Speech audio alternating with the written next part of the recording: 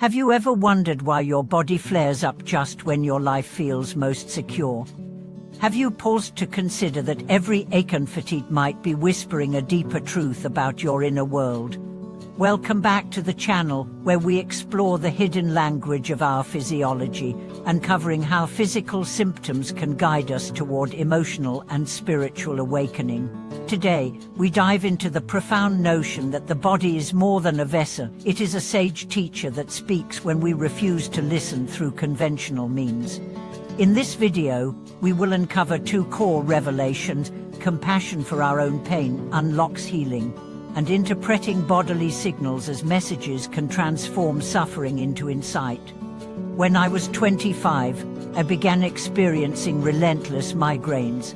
No remedy seemed to help, not diet changes, what prescription painkillers. It wasn't until I sat quietly each morning, placing a hand over my heart and asking, "What am I refusing to feel?"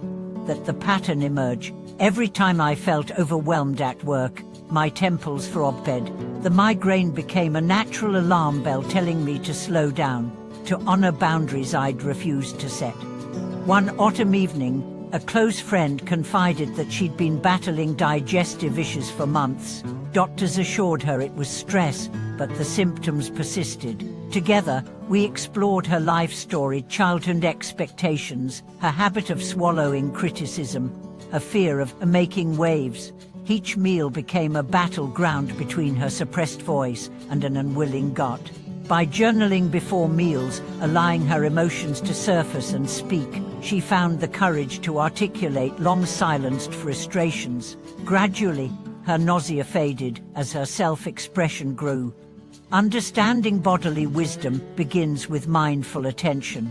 Next time you notice tension in your shoulders or tightness in your chest, pause and ask, "What am I holding on to that no longer serves me?" Breathe into the sensation. Imagine it as a color or shape, then let it soften with each exhale. This simple practice trains you to recognize the dialogue between body and psyche. Consider the ancient Chinese healing arts, which view symptoms not as isolated malfunctions, but as imbalances in the flow of life energy key.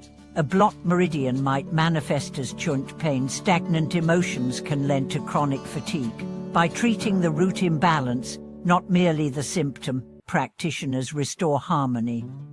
Modern psychoneuroimmunology echoes this wisdom. Emotions influence immune response, inflammation, even gene expression. When we honor both feeling and flesh, healing becomes holistic.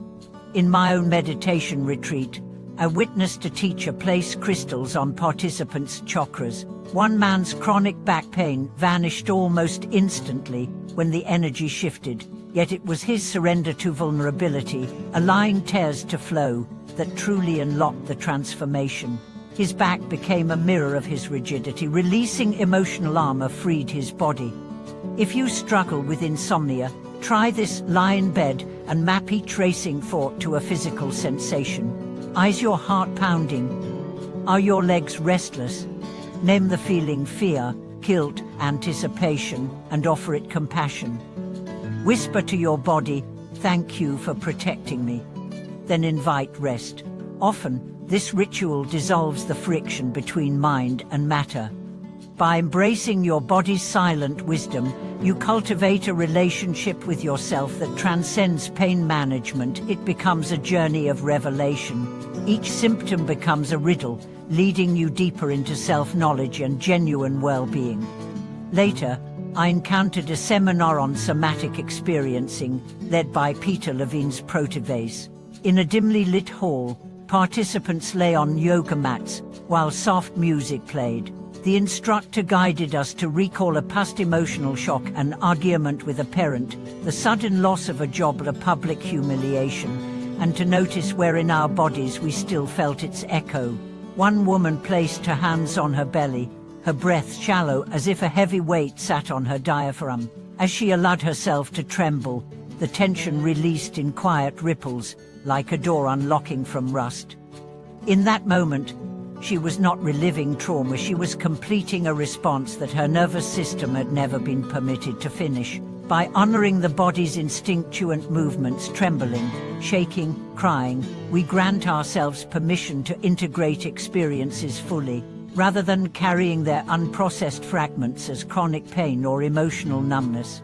Research in psychoneuroimmunology provides fascinating insight into this process. A study at Stanford University found that adults who engaged in guided body scans twice a week for 8 weeks reported significant reductions in both self-reported stress and measurable markers of inflammation, such as C-reactive protein and interleukin-6. Brain imaging revealed increased activity in the insular and prefrontal cortex regions associated with interoception and emotion regulation, indicating that participants had become more attuned to bodily signals and better able to modulate their emotional responses. This suggests that by cultivating mindful awareness of sensations, we literally rewire the pathways connecting body and mind, transforming symptoms from silent alarms into conscious messages. In another powerful case, a talented violinist suffered from debilitating tendinitis in his right forearm. Conventional treatments, rest, anti-inflammatories, and even cortisone injections provided only temporary relief. Desperate, he explored Feldenkrais's method sessions, which involved gentle, exploratory movements that bring attention to habitual tension patterns. One afternoon, while slowly rotating his wrist with eyes closed, he realized he habitually clenched his fingers whenever he felt inadequate about his technique. That micro-grip, repeated thousands of times in practice, manifested as tendon inflammation. By learning to soften his grip and approach practice with curiosity rather than judgment, his pain subsided and his playing regained its effortless grace. His body, once a source of torment, became an ally conveying lessons about self-compassion and mindful skill building. Embracing the body's wisdom also means appreciating its subtle guidance in daily routines. A simple morning check-in can be transformative. Before you even step out of bed, place one hand on your chest, one on your belly, and breathe slowly. Notice which hand rises first, chest or belly, and consider what that reveals about your stress levels. If your chest rises predominantly, it may signal an activated sympathetic response. Your fight or flight system is already on standby. By acknowledging this, you can invite a longer exhale or a gentle stretch before launching into the day's demands, shifting your physiology toward balance. For those wrestling with chronic fatigue, the body often communicates that it needs deeper rest or different nutrition. In my research, I met a marathon runner whose exhaustion persisted despite balanced meals and ample sleep.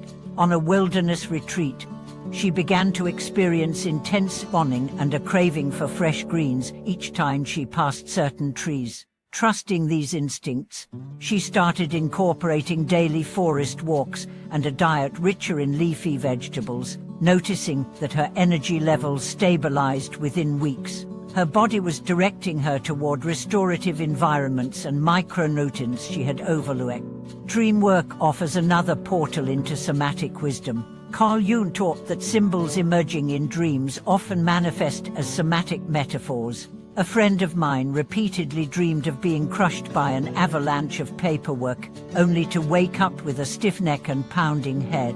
We worked together to imagine that avalanche gathering at the base of her skull, and then to gently dig it away with her breath, visualizing each exhale as a scoop of snow released. Over time, her neck loosened, and her dreams shifted from avalanches to gentle snowfall, reflecting a growing ease in her waking responsibilities. To integrate these insights, consider creating a personal body journal. After any notable symptom, tension, headache, stomach discomfort, restless legs, record the date, time, intensity, and any emotions or events preceding it. Over weeks, patterns will emerge, maybe flare up as coincide with difficult conversations, decision-making stress, or even exposure to certain social settings. By mapping these correlations, you empower yourself to make informed changes, whether setting firmer boundaries, scheduling breaks, or seeking targeted support. Ultimately, the path of listening to our bodies is a lifelong exploration. It asks us to slow down, to cultivate curiosity rather than impatience, and to view each symptom not as an adversary, but as a wise counselor pointing the way toward deeper balance. As you develop this dialogue, you become both the observer and the healer, forging a partnership that honors every facet of your being. Thank you for watching this video. Please share your stories of bodily wisdom in the comments, and remember to subscribe, like, and leave your thoughts below to support the channel. We'll continue uncovering the body's silent guidance in our next session.